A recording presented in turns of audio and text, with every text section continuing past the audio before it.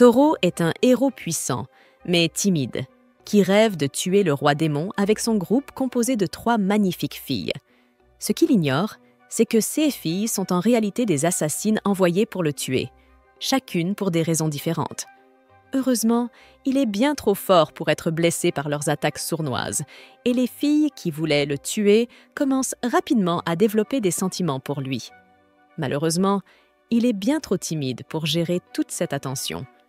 Au plus profond du royaume démoniaque, le roi démon donne à sa fille Ciel une épreuve pour être officiellement reconnue comme adulte. Il lui dit que, parmi tous les candidats héros qui rêvent de le tuer, il en a trouvé un particulièrement fort. Il informe Ciel que sa mission est de tuer ce héros toute seule. Si elle y parvient, elle sera reconnue comme adulte et deviendra l'héritière du trône. Le roi démon donne à Ciel toutes les informations nécessaires sur sa cible et la jeune démone s'envole immédiatement, pensant que tuer un héros n'est pas bien compliqué et qu'elle pourrait bien en profiter pour s'amuser un peu dans les terres humaines. Pendant ce temps, dans une ville humaine, une assassine surnommée Anémone, une vampire aux allures de mère dominatrice, reçoit sa récompense pour sa dernière mission, quand ses agents lui proposent un nouveau contrat. Cette fois, elle doit tuer un héros, et le client exige qu'elle se déguise en prêtresse pour accomplir la mission. Elle envoie balader le client, lui disant qu'il n'existe pas assez d'or dans le monde pour qu'elle accepte ça. Mais dès qu'elle entend que la récompense est d'1 million de pièces d'or, elle change d'avis immédiatement. D'un autre côté, il y a une dominatrice nommée Gore, qui prend un plaisir extrême à transformer de grands costauds musclés en et animaux de compagnie. Elle commence à s'ennuyer, car plus personne ne résiste à ses techniques, mais ses sbires lui annoncent qu'ils ont trouvé la cible parfaite pour elle. Par coïncidence, cette cible est le même homme, qui a déjà bien assez de choses à gérer. Il s'appelle Toro, et même s'il rêve d'être un héros populaire que tout le monde veut rejoindre, il n'est qu'un garçon timide et maladroit, incapable de parler aux étrangers, bien qu'il soit taillé comme une véritable armoire à glace. Même son visage nerveux paraît effrayant aux gens normaux, qui fuient aussitôt qu'il tente d'engager une conversation. Toro tombe dans la dépression, car il n'a jamais eu la chance de former une équipe avec quelqu'un. Mais alors qu'il s'apprête à rentrer chez lui, sa chance change soudainement. Les 3 filles assassines arrivent alors, disant à Toro qu'elles ont beaucoup entendu parler de lui et qu'elles veulent former une équipe avec lui.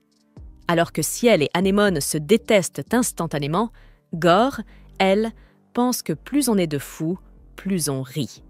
Les gens présents dans la guilde sont stupéfaits de voir 3 jolies filles essayer de faire équipe avec ce solitaire maladroit. Mais Toro sent que c'est peut-être sa chance. Il était resté célibataire pendant si longtemps qu'il était prêt à rejoindre n'importe quel groupe qui voudrait de lui. Et il se prépare à dire oui. Pendant ce temps, tout le monde dit aux filles d'oublier Toro et de les rejoindre. Mais Gore leur répond qu'elle a déjà offert son cœur et son âme au héros. Elle s'accroche au bras de Toro, et soudain, ses 2 derniers neurones explosent, le faisant s'évanouir, tout en restant debout.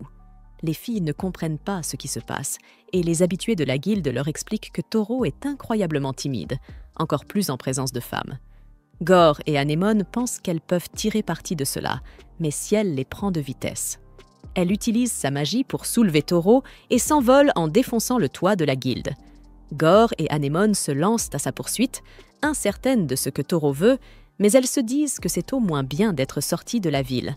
Anémone invoque soudain un lance-grenade et tire en direction de Toro, mais Ciel esquive les premières attaques puis dévie les suivantes avec une barrière magique.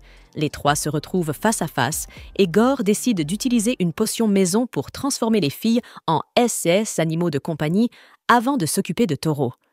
Pendant ce temps, Ciel fait discrètement tomber un sort magique au sol pour invoquer un monstre puissant. Elle et Anémone sont prêtes à s'entretuer avant même d'atteindre le héros, mais Gore s'interpose, déclarant un cessez-le-feu, comme Trump l'a fait récemment.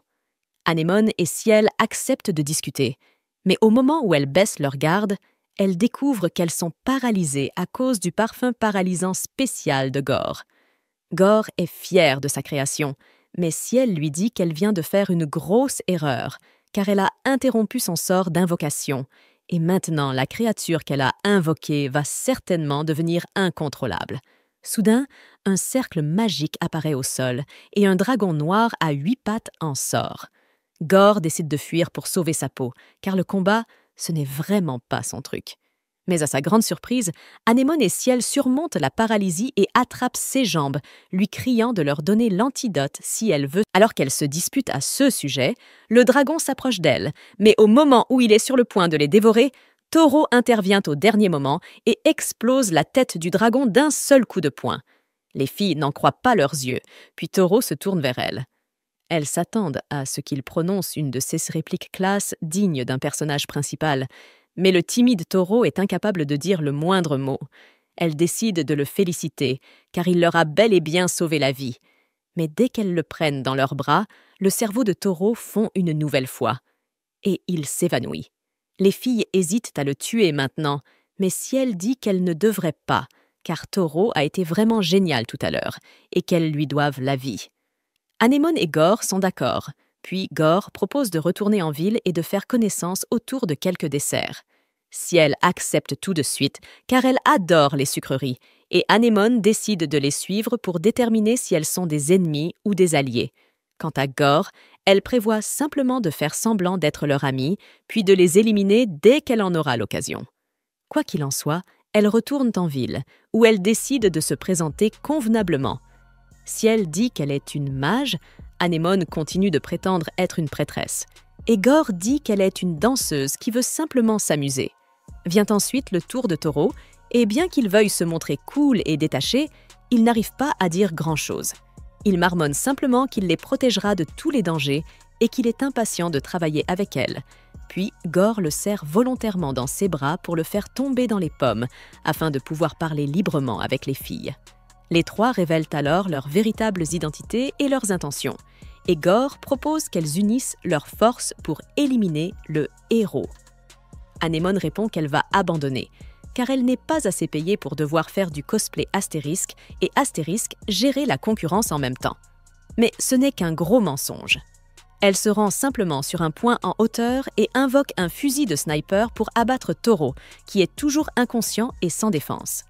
Mais alors qu'elle essaie de le localiser, elle aperçoit une fille en train d'être vendue comme esclave.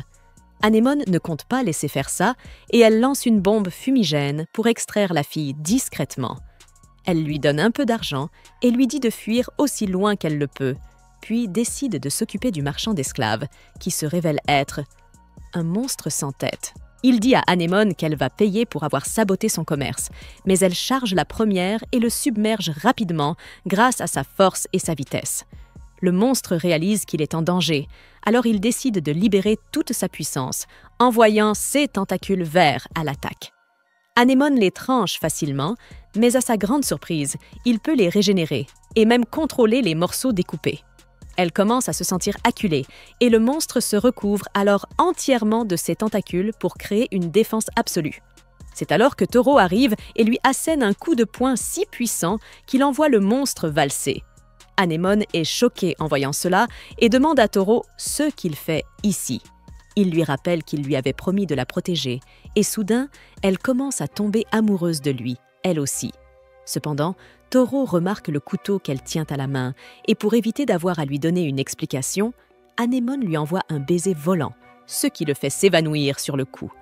Gore et Ciel, qui observaient tout depuis le coin d'un mur, se moquent d'Anémone et la traitent de gênante pour avoir utilisé un baiser volant comme arme.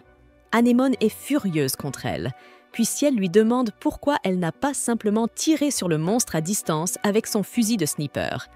Anémone répond que si la pauvre fille avait vu un cadavre à ses pieds, cela aurait troublé son esprit, et elle ne veut pas que qui que ce soit grandisse avec ce genre de traumatisme. Elle déclare qu'elle changera ce monde pourri, mais qu'elle a besoin d'argent pour cela, et qu'elle n'hésitera pas à tuer Ainon pour y parvenir. Elle enveloppe alors son couteau de magie pour frapper Toro, mais au moment de le faire, l'image de lui la sauvant surgit dans son esprit, et elle interrompt son enchantement en plein milieu, laissant la lame se briser à l'impact. Elle trouve comme excuse qu'elle est fatiguée, alors Gore recommande de réserver une chambre dans une auberge. Elle en réserve une seule pour eux quatre, et rien qu'en pensant qu'ils vont partager le lit, Toro s'évanouit à nouveau.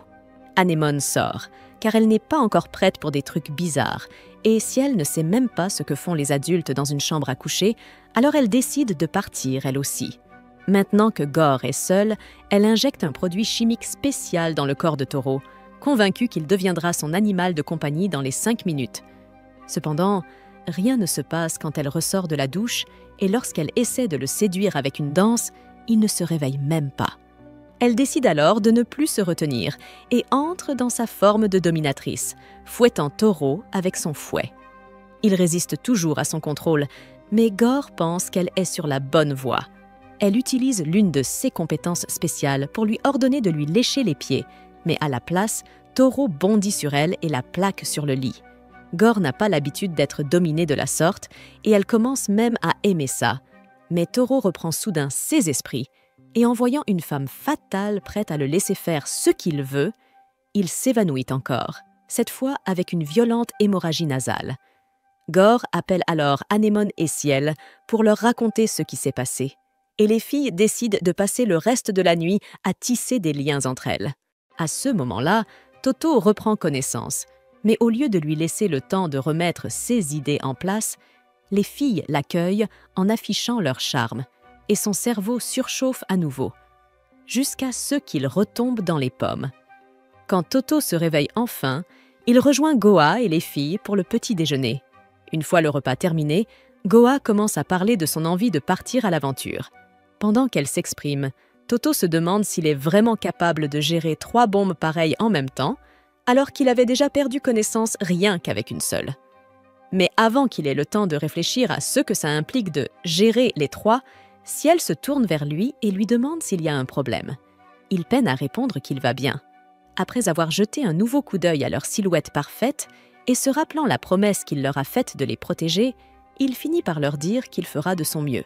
Puis, Anémone lui demande avec curiosité où ils comptent aller ensuite, et Goa prend les devants en les menant vers la guilde des aventuriers dans l'espoir d'y enregistrer officiellement leur nouvelle équipe.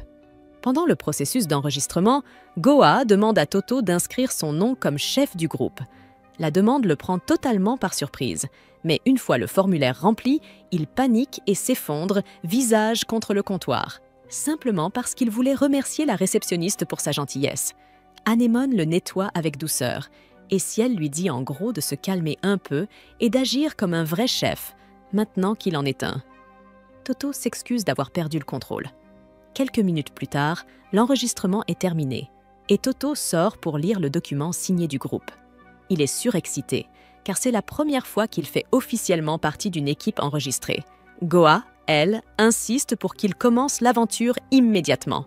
Elle parle de son rêve d'atteindre un rang élevé pour obtenir des cartes de guilde stylées, mais comme les cerveaux d'Anémone et de Ciel sont en mode astérisque ne pas déranger, elle finit par leur expliquer tout le système de montée en niveau, du plus bas rang E. Elle précise que les débutants commencent au rang E et que pour vaincre le Seigneur Démon ou une menace équivalente, il faudra travailler dur pour monter en grade.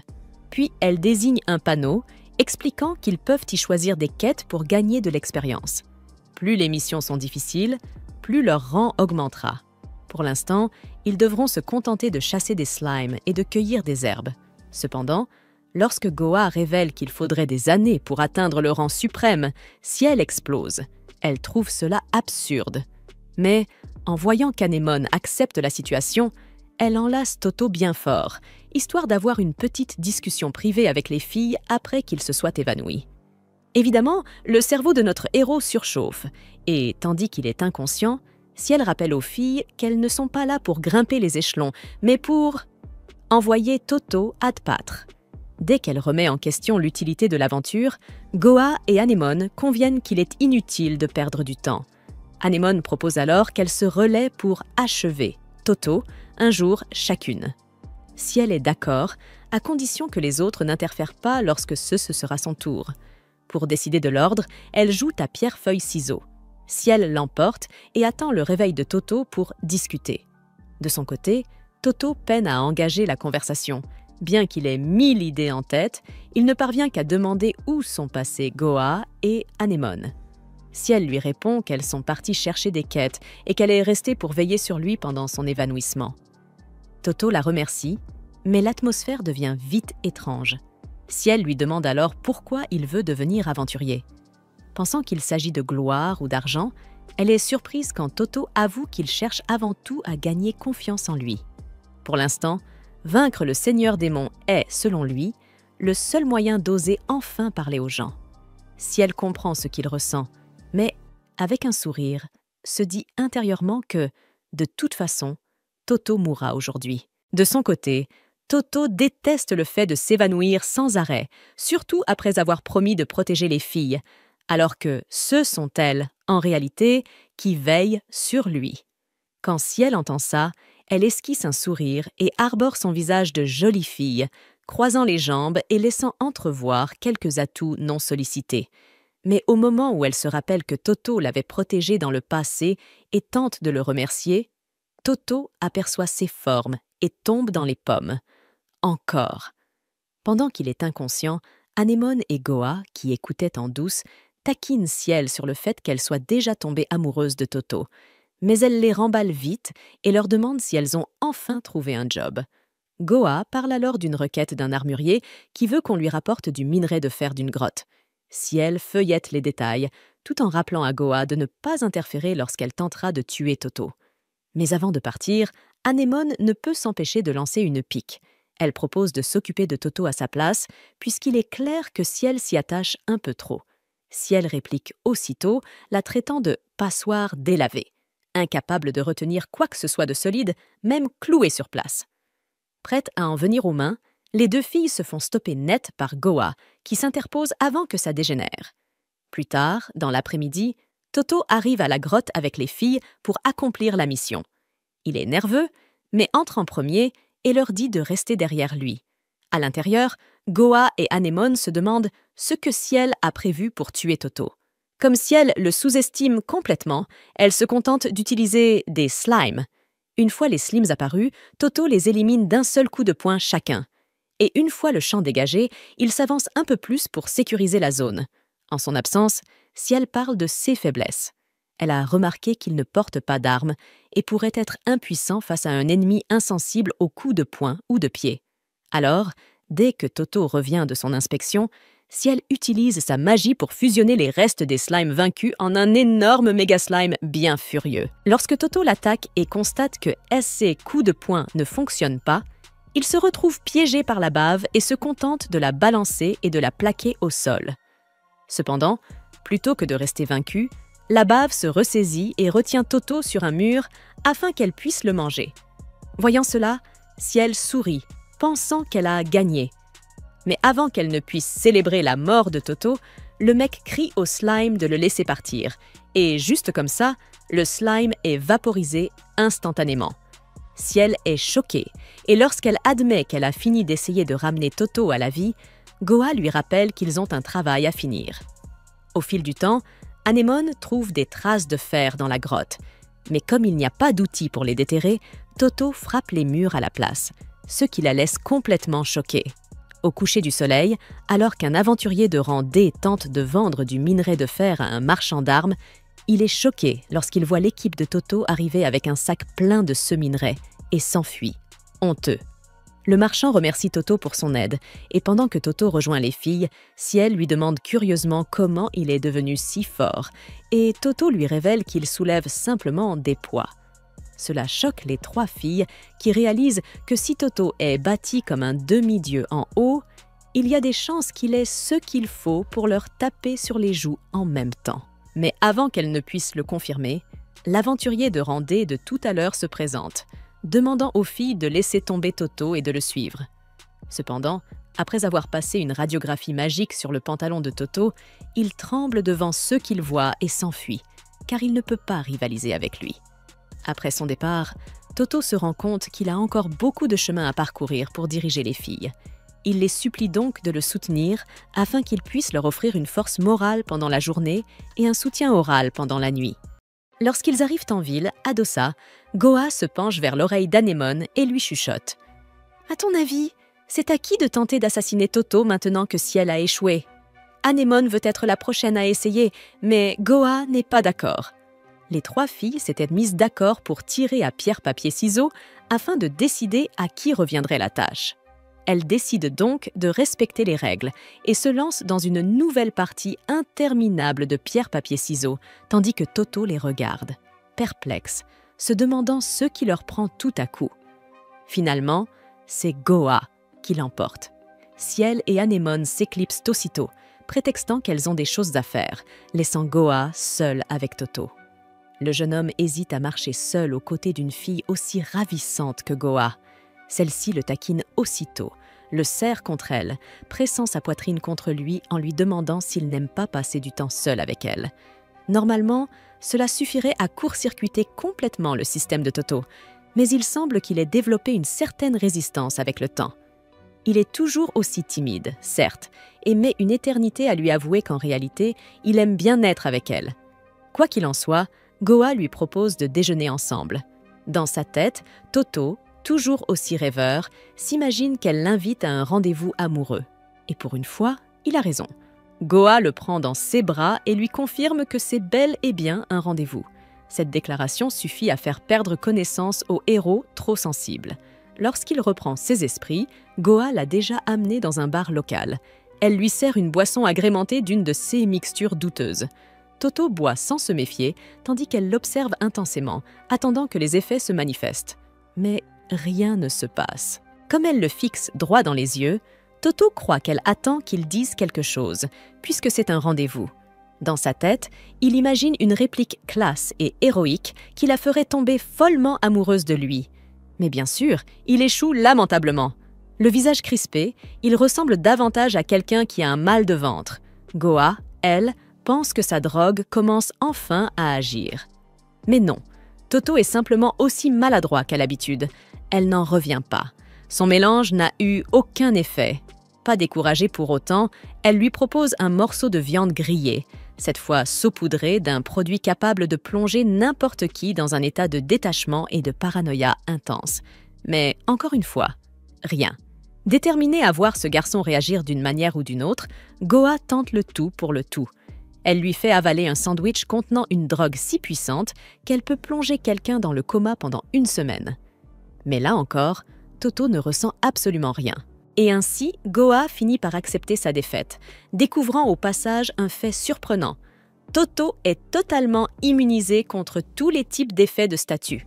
Au fond, l'objectif de Goa n'est pas vraiment de tuer Toto. Ce qu'elle veut, c'est qu'il tombe amoureux d'elle afin de pouvoir en faire son petit animal de compagnie. Mais à ce rythme-là, elle se dit qu'elle n'y arrivera jamais. Toto s'approche alors d'elle avec une tasse de thé et Goa, à bout de nerfs, lui demande franchement s'il l'aime. Le pauvre Toto manque de tomber dans les pommes à cette question, mais parvient à garder conscience. Il lui demande alors pourquoi elle lui pose une chose pareille. Goa tente alors de faire usage de son autorité. Elle lui ordonne de devenir son chien. Mais là encore, ça ne fonctionne pas. Toto lui répond qu'il ne peut pas faire une chose pareille. Cette réponse brise complètement le cœur de Goa, tandis que ses larmes glissent doucement et s'écrasent sur sa poitrine. Un détail, certes, mais apparemment important. Elle prend soudain conscience de sa propre cruauté et supplie Toto de ne pas la détester. Toto lui répond calmement qu'en réalité, il veut bien devenir son chien, mais que s'il le fait, il ne sera plus en mesure de la protéger. Pour ne pas s'évanouir, il mord sa propre main. Pas pour se transformer en titan, hein, mais juste pour garder ses esprits. Puis il lui déclare combien elle compte pour lui, elle ainsi que les deux autres filles. Bien plus que sa propre vie. Sa détermination sincère redonne le sourire à Goa. Elle le remercie avec tendresse, l'appelant « mon cher héros ». Mais cette fois, c'en est trop pour le cœur fragile de Toto, et il s'évanouit pour de bon. Plus tard, lorsqu'il reprend connaissance, Goa est debout devant lui. Elle lui dit qu'il est temps d'aller retrouver Ciel et Anémone. Toto remarque alors une fleur délicatement posée sur un bandage, à l'endroit où il s'est mordu la main. Goa lui explique que c'est son petit cadeau de remerciement, pour avoir écouté ce qu'elle avait sur le cœur. Toto s'évanouit encore une fois, et lorsqu'il revient à lui, il est déjà presque 19 heures. Il retrouve finalement Ciel et Anémone. Ciel attrape aussitôt Toto pour l'emmener manger un dessert, tandis qu'Anémone reste derrière et demande à Goa si elle a échoué, elle aussi. Goa répond qu'elle a effectivement échoué, mais qu'elle s'est bien amusée, et qu'elle veut continuer à s'amuser avec leur héros timide. Un peu plus tard, elle rejoint Toto, lui prend doucement la main et lui demande s'il veut bien partager sa chambre avec elle ce soir. Ciel, de son côté, commence à se demander si Goa est réellement allé à un rendez-vous romantique avec Toto, au lieu d'essayer de l'éliminer. Quoi qu'il en soit, le lendemain, c'est au tour d'Anémone. Cette fois, Goa propose de maintenir l'ordre établi. Ciel, puis Goa, puis Anémone. Anémone accepte n'importe quel ordre. De toute façon, elle est certaine que ce jeu va se terminer aujourd'hui.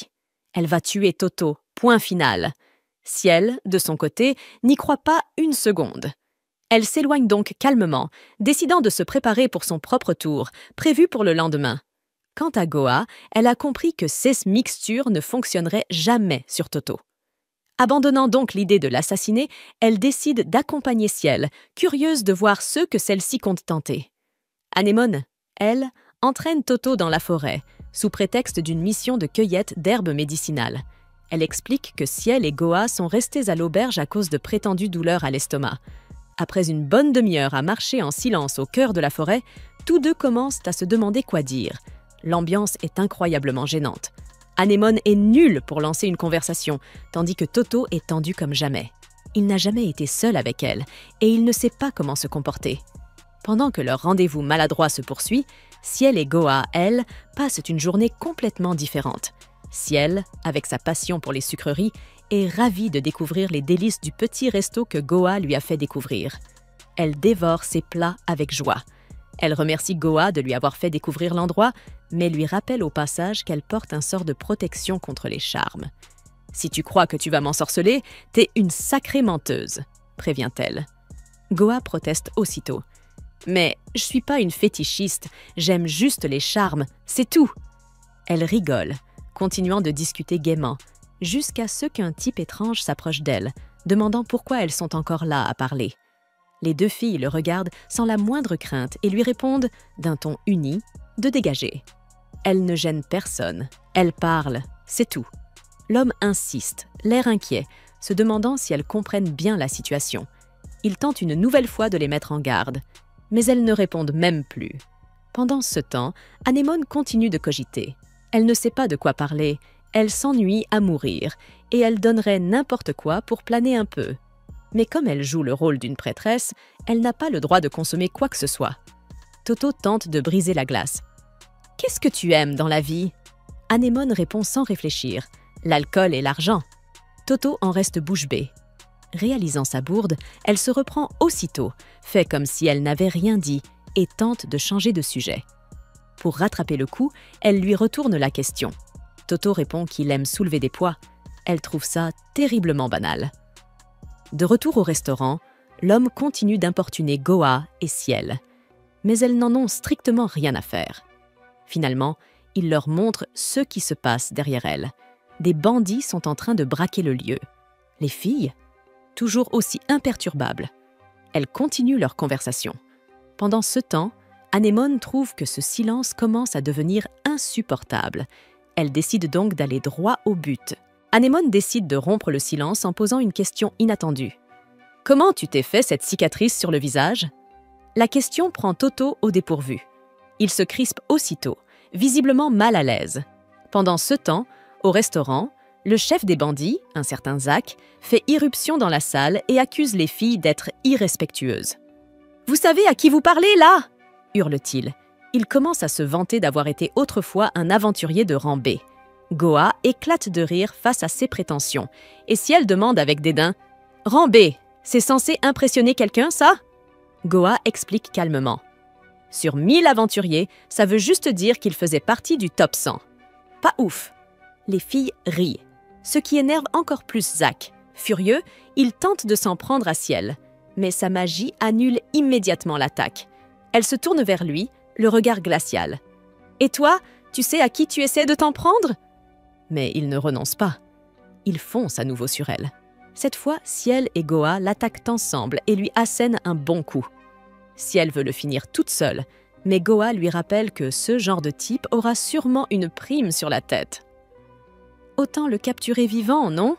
Retour dans la forêt. Anémone comprend que sa question a touché une corde sensible et veut se rétracter. Mais Toto décide de répondre quand même. Il explique que sa cicatrice vient d'une attaque de monstres. Il a tout perdu à cause d'eux. Sa famille, sa maison, même sa confiance en lui. Il a connu des jours très sombres. Anémone, sidéré par ce qu'il vient de révéler, lui demande s'il veut se venger. Mais il répond « Non, je veux juste retrouver confiance en moi, prouver que j'ai le droit d'être encore en vie, que survivre n'était pas une erreur. » Elle acquiesce. Il a raison, ils arrivent enfin à leur destination. Toto s'empresse de ramasser les herbes qu'ils sont venus chercher. Anémone l'observe, le regard empli de compassion. Elle ignorait qu'il avait traversé tant d'épreuves, alors elle s'approche discrètement de lui, souffle doucement dans son cou, un souffle ensorcelé, pour le faire s'évanouir, afin d'achever ce qu'elle est venue faire. De retour au restaurant, Zach commence à comprendre qu'il n'est clairement pas de taille face à la magie de Ciel. Même en tant qu'ancien aventurier de rang B, il n'a jamais vu ce genre de puissance. Désespéré, il se tourne vers ses hommes pour obtenir du renfort. Mais ils sont tous passés sous l'influence de Goa et sont maintenant occupés à la servir comme des domestiques. Ciel finit par lancer un sort de marteau magique droit sur Zach. Il s'écroule net. Elle soupire, déçue. Il parlait beaucoup, mais il n'était vraiment pas fort. Pour l'apaiser, Goa lui tend quelques sucreries, comme toujours. Dans la forêt, Anémone sort une bombe qu'elle a elle-même fait pousser. C'est une bombe redoutable, capable de tout faire sauter et qui a la particularité de grossir en fonction de l'endroit où elle est posée. Elle la plante sur Toto, curieuse de voir jusqu'où elle va gonfler. Pendant ce temps, au restaurant, les propriétaires remercient chaleureusement Ciel et Goa. Même si les filles ne l'ont pas fait pour eux, Goa suggère de remettre les bandits aux autorités pour récupérer la prime et financer les réparations. Les propriétaires acceptent volontiers et leur offrent le dîner en guise de remerciement. Tout va bien pour Ciel, mais elle rappelle à Goa que Toto ne doit surtout jamais découvrir leur véritable puissance. Goa s'exécute. Une fois les souvenirs effacés, elle quitte le lieu incognito. Ciel réalise alors à quel point les herbes de Goa sont utiles. Malgré sa puissance, elle-même est incapable d'altérer les souvenirs. Intriguée, elle demande à Goa de lui apprendre à fabriquer des herbes. Goa l'emmène alors dans une forêt pour un petit cours. Mais Ciel, maladroite comme pas deux, mélange les mauvaises plantes et crée un poison instable. Pendant ce temps, la bombe qu'Anémone avait placée continue de grossir. Tellement qu'en explosant, elle pourrait bien l'emporter avec elle. Paniquée, elle arrache la bombe du corps de Toto pour le réveiller. Elle hurle « Jette-la loin d'ici, vite !» Toto obéit aussitôt. La bombe atterrit sur une montagne et explose violemment. Au même moment, la mixture toxique que Ciel a concoctée explose aussi à proximité. Une double explosion retentit dans toute la région. Toto protège Anémone avec son propre corps, se brûlant gravement dans le processus. Anémone, choquée, n'en revient pas qu'il ait résisté à ça. Sans lui, elle serait morte.